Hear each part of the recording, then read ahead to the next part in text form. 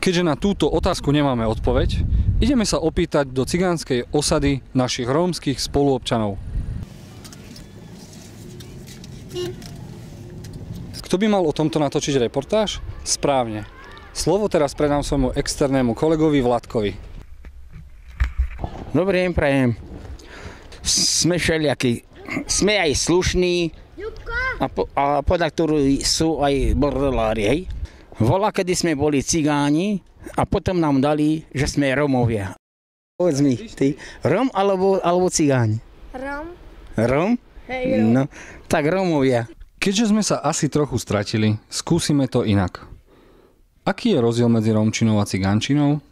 Viete čo, to je ten istý jazyk. Lebo či bude cigán spievať alebo Róm, to je tá istá muzika. Kto je lepší milenec? Cigán. Tak cigán. Ja neviem, ja som ešte bieleho nemala, tak som mala len cigáni.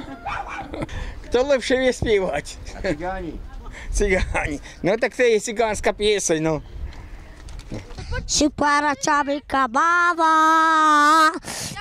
ai sa quello batte di che, sabe la pares per capo, ei, bella suciavu varvalo, bella sopa gli chororo. A líšia sa Rómovia od cigáňov aspoň svojou vierou? My sme väčšinou katolíci a veríme tej viere, ale máme tam zo pár ľudí, tých aj liehovistov. Takže náboženstvo liehovistov. A z istotou sme prišli len na to, že sme vlastne na nič neprišli. Pre všetkých vlastne, ja tomu už ani nešefujem. Cigáni my sme boli aj budeme.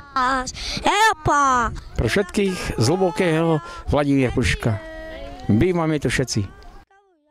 Io vi devo là. Epa!